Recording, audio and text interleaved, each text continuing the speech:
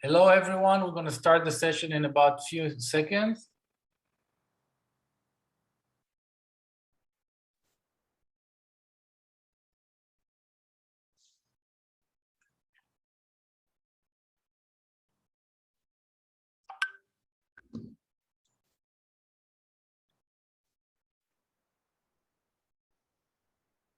So hello, everyone. I'd like to introduce Isaac from the University of the Incarnate World. He will talk and explain about college sports in the US. Isaac, thank you for being here today. You can go ahead. Thank you, David. It's a pleasure and it's an honor to be here with you all today. Hello to everyone. My name is Isaac Sanchez. As David mentioned, I work for the University of the Incarnate World. We are located in San Antonio, Texas. And we get a lot of questions about this topic, right? College sports in the United States. So my goal today is to try and explain what college sports it's all about. Give you a little briefing on how it works, the different leagues and setups it has, and why these programs are so successful. So a little fun fact about myself is that I was born and raised in Mexico City. I moved to the United States to study my degree. I'm a business major, but I also played college soccer for 4 years. And after that, I was invited to be part of the coaching staff at my university. So I kind of have that perspective as an international student athlete, but also as part of the coaching staff. And again, my goal today is to try to go and explain all these things to you. But before that, I want to touch on these powerful statements. I was reading Times Magazine and they published this amazing graphic. It's from the past Olympics that we recently had in Tokyo. And a very interesting fact caught my attention. It says that US universities produce some of the best athletes in the world, not only the United States, but they go a little deeper and they say US universities. And that's a very powerful statement. You can see some familiar faces there, like Abby Webeck, some athletes from all over the world, from Japan, the UK, but they all have one thing in common, and that is that they have had an upbringing within the university system in the United States. So let me go through some interesting facts. Time magazine says that more than 1,000 current and former student athletes participated in this past Olympics in Tokyo. Now, more than 100 countries had representation from the NCAA. The NCAA is the most prominent collegiate league in the United States. So that gives you an idea of how powerful is college sports, but also the magnitude of these athletes and the level of excellence that they perform as college students. And guess what? This also translates into the professional world, the business world. Look at these stats. 95% of Fortune 500, the most prominent enterprises in the world, played some sort of college sports. And more than half of female executives were college athletes. So again, it's not all about winning games or losing games. We're building professionals. We're building people that are gonna do great things out there. So why don't we get a little deeper onto college athletics? And let me tell you, it's hard to explain college athletics to someone that is not familiar with the system. But in a nutshell, I will say it promotes school spirit and unity. It's all about pride. Even if you are not an athlete, you feel a lot of pride in wearing your colors, in wearing those uniforms. Why? Because out of the sudden, you belong to a bigger family, right? You are part of something bigger than yourself. It gives you identity, and it's not anymore just about you. You become part of a big family.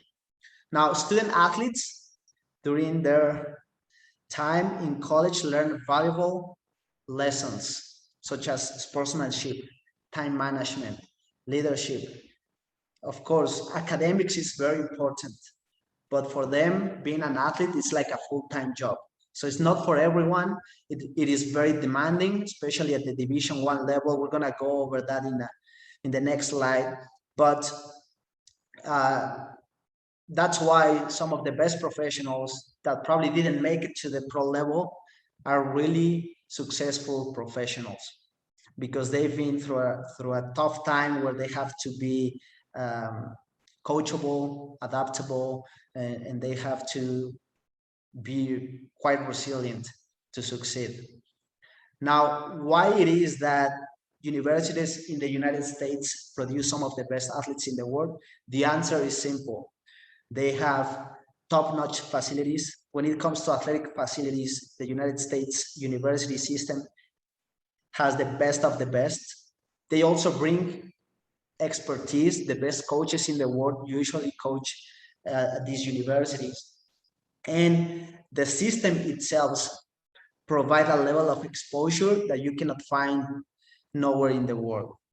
On top of that, the cherry on the cake is that universities offer great scholarships. So for a lot of athletes, it is a gateway to really exploit their talent and also get a degree while they're doing what they're most passionate about. Now let's transition into the landscape of how college sports work in America. You probably heard of the NCAA. As I mentioned before, this is the most prominent league, and it is divided on Division One, Division Two, and Division Three, kind of within the same system. Now, if you ask me, is Division One level much better than Division Three level? The answer is no. There are programs that can compete head to head, and it's hard to define one division as more competitive as the other. Now, having said that, in parallel to the NCAA, we have other leagues such as the NAIA. NAIA, it's usually conformed by small private colleges where they also offer a variety of sports. It can go from soccer to football to lacrosse. I mean, you name it. There's a lot of options for student athletes. And we also have the Junior College Association, which is formed by colleges which tenure is of only 2 years. So these programs are built for you to earn your associate's degree and hopefully transfer into a 4-year program. It sometimes works as a platform to start at a junior college and then jump into a 4-year program of better capacity, if you want to put it that way. So let me share a couple of tips with you. I know probably some of you here on this call are student athletes. So I want to give you 4 main points that I'm sure are going to increase your chances of getting recruited. And number 1 is do your research, right? You have to know all about the school you want to attend. If they have your academic program, if they have the athletic program, how's the budget like on these programs? What schools do they compete against? You want to know everything about that specific program. Number 2, be realistic about your level of play. Sometimes I find a lot of students that they just want to play Division 1. Probably because they think Division 1 level is the highest level out there. Now, we already talked about that, but you have to be very cautious of what level of school you want to attend and compete at. Why? Because you want to maximize your experience. You want to make sure you're going to be a player that's going to have an impact on the team. You don't want to sit on the bench 90% of the time. You can go to a Division One team, top 25, but probably your experience and your playing time won't be as much as probably a small NAIA college. So think about that. Number three, you gotta make sure you can show proof of talent, evidence of talent. And how is that? Well, now more than ever, you need a highlight reel video. You need to showcase your talent on the screen.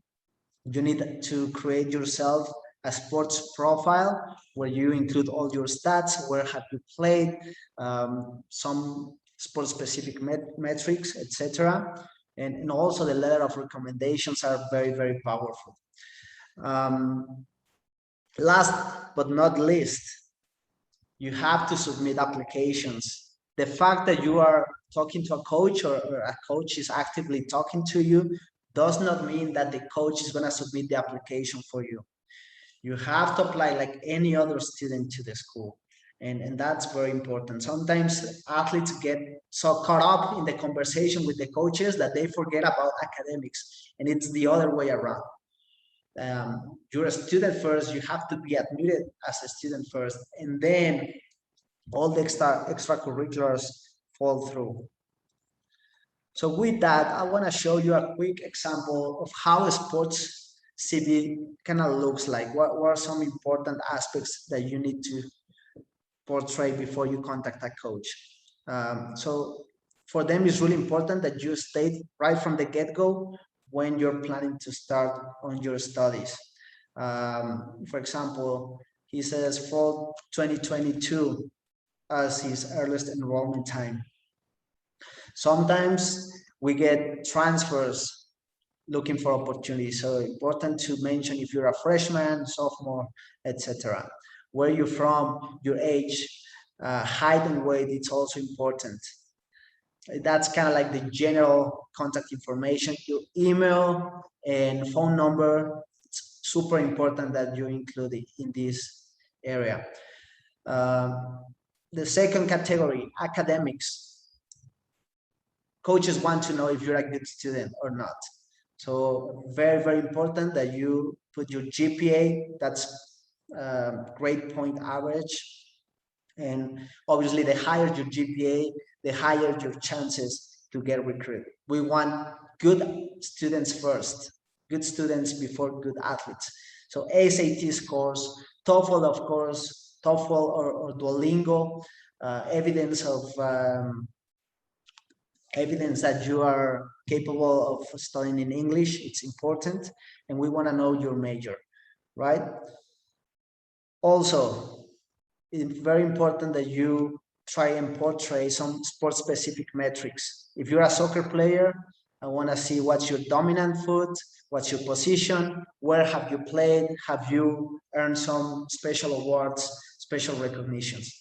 But also, when we talk about sport-specific metrics, we probably want to see how many goals you scored last season, or how many assists did you have in that season, or maybe if you're a goalkeeper, how many saves did you do on average per game. So of course, for every sport, this metric changes. Basketball will require a different type of metrics, same with American football, for example, but please keep that in mind. Coaches want to see that. My second point here, it's the highlight reel video. I'm gonna show you a quick example of an athlete that's looking for an opportunity at our university. And I believe he did a great job just in putting together that clip. So let me play that. And as it is reproducing, I'll highlight some key points. When it comes to editing, it doesn't have to be a Hollywood production. Keep it simple, keep it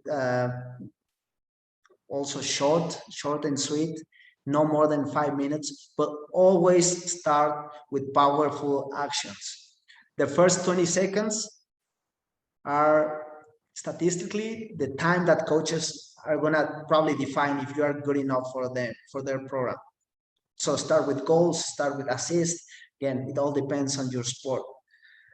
We also want to see different game real situations. If we talk soccer and you are probably a midfielder, I want to see how you build up out of the back. I want to see you defending. I want to see you attacking balls in the air. So variety of play, very important. And on the editing side, if you see the highlights effects, that also helps coaching staff to really identify what's the player we are evaluating. If we don't have that, we just see 10 players in blue, 10 players in white, and we don't know we're really evaluating. So make it very clear, like in this example, what's the player we are evaluating. And lastly, be concise. Again, 5 minutes, it's enough. It's just to get your foot in front of the door and a good way to start a conversation with the coach. Now, we mentioned that the level at the Division 1 level, it's highly competitive, but I want you to know that there are also other options, and club sports is one of them. This was created to extend your athletic career for athletes that probably had that process, that play the sport for several years, but maybe don't want to play anymore, and not at that high level. This is meant for people that probably prioritize academics above anything else, and this is a perfect complement. So you can extend your career, keep practicing, keep playing the sport you love in Division 1 athletic facilities, so you have access to all these resources. We have set qualified coaching staff, and again, there's scholarships available for you to really commit and enrich your experience. Isaac, we have some questions coming in, so do you have some time to answer some questions? Yes, sir. I'm actually finishing here. I was going to give a brief overview of what my school is, but why don't you bring those questions up for me? Well, one question that we have here is like, how many days a week do those team practice? Yes, sir. At the Division 1 level, I can tell you it's every day with games on the weekend.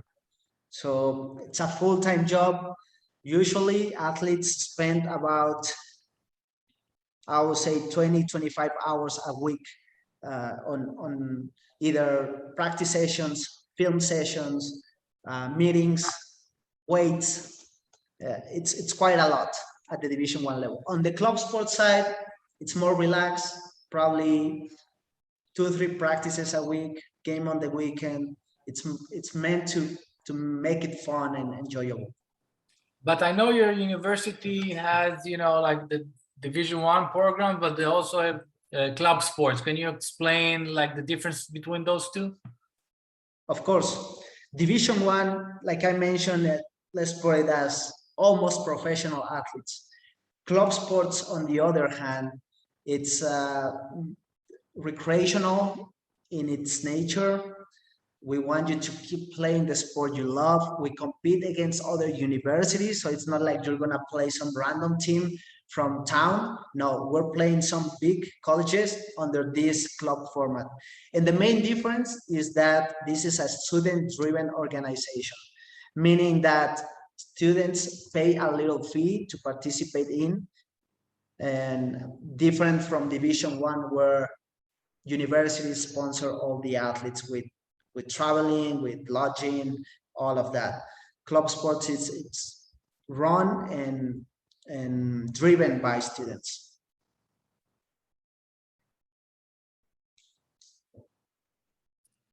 That's great. Thank you for clarifying that. I mean, other than that, do you have any thoughts in terms of how does a day in a student athlete life looks like? When are the practices? Is that during the day, late afternoon? How does the day look like? Yeah, that's a great question. So we talk about time management as a key component for these athletes. And let me go briefly through what could be a normal schedule for a student athlete. 6 a.m., hit the weight room. 8 a.m., breakfast. 10 to 1 p.m., classroom. 4 p.m., practice session on the field. Sometimes there's little meetings in between these time frames. So it's quite a lot. You have a lot going on during the day, and rest time is also very, very important. So not much time, to be honest, for partying and that kind of stuff. But it goes by so quick. It's only 4 years of your life that you're devoting to your sport. And trust me, it's one of the most meaningful memories student athletes have after college. That's great. Thank you, Isaac. And there's another questions coming up. Is athletes receive any help? Since you mentioned that it's they practice a lot. There's a lot of going on. I mean, is there any helps given to those athletes? Yes, definitely an education. That's a big asset. Most of the athletes on the Division One, Division Two level are offered really good scholarships. In some places, these amounts can cover 100% of tuition. Sometimes those scholarships do not cover all the tuition costs. So in my school, for example, we offer a combination of academic scholarship with athletic scholarship. So that makes it very enticing for you to be a really good student and complement that with your athletic activities. I'm going to give you a quick stat over here. In soccer, for example, that's a topic I use as an example. About 6% of student athletes that play soccer in high school in the United States, only about 6% of those athletes make the transition to the Division One level. So that gives you an idea of the level of competitiveness and how hard it is to be at that level. Um, and that's also why it's very important to look at all the other options. Either it's NAIA, either it is junior college, or maybe club sports or intramurals.